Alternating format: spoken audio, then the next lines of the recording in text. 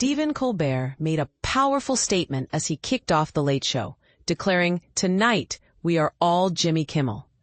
This bold opening set the tone for a heartfelt defense of the ABC host, whose show was abruptly paused following controversial remarks about the individual responsible for the death of Charlie Kirk. Colbert didn't hold back, condemning ABC's decision to indefinitely pull Kimmel's program as an act of blatant censorship. He warned that such actions often start small but can quickly escalate, drawing a parallel to the early days of a presidency marked by authoritarian tendencies. "You can't give an inch to an autocrat," he emphasized, suggesting that ABC's move was not only misguided, but dangerously naive if they believed it would appease those in power. Injecting some humor into the serious topic, Colbert lamented that the news about Kimmel's suspension overshadowed his own recent Emmy win. Holding up the trophy, he quipped, "Couldn't you let me enjoy this for at least a week?" Much of the first half of the show was dedicated to unpacking the controversies surrounding Kimmel, during which Colbert revived one of his signature segments from the Colbert Report, The Word. In his trademark satirical style, he delivered a biting commentary saying, "Don't ever complain, no matter what the president does, even if he sends the army to your hometown. Just shut up and take it." This segment, known for its sharp political satire, had previously stirred tension when Colbert brought it from Comedy Central to CBS, back when the two networks were still separate entities.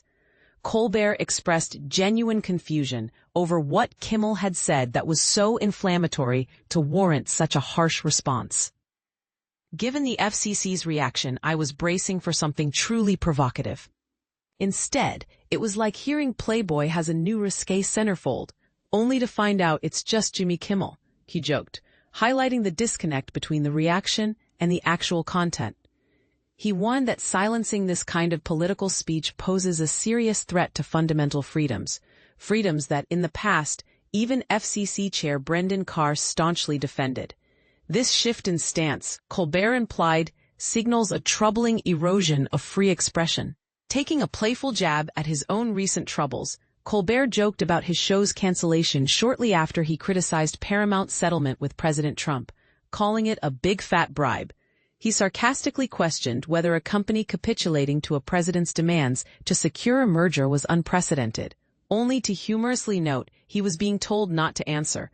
Colbert then highlighted the tangled web of corporate interests behind the scenes. He pointed out that just as David Ellison's Skydance is pushing to finalize its deal with Paramount, Disney is simultaneously working on acquiring the NFL network. "Everything boils down to corporate relationships," he said, humorously illustrating the complexity by mentioning how ABC, owned by Disney, also owns Pixar, which is trying to merge with Twizzlers, Pull and Peel, the candy that, in his joke, supplies material for Lockheed Martin's missile components commissioned by the Defense Department using funds from its leveraged buyout of Claire's. This absurd chain of connections underscored the often overlooked corporate entanglements influencing media and politics. Colbert wrapped up the segment with a lighthearted note, teasing that late-night hosts might revive the podcast they started during the writer's strike, but with a new name, Fired Force 5. But here's where it gets controversial. Does Colbert's critique of corporate censorship and political pressure hit the mark, or is it an overblown reaction? Are networks justified in pulling shows to avoid backlash? Or is this a dangerous slippery slope toward silencing dissent? What do you think? Join the conversation and share your thoughts below.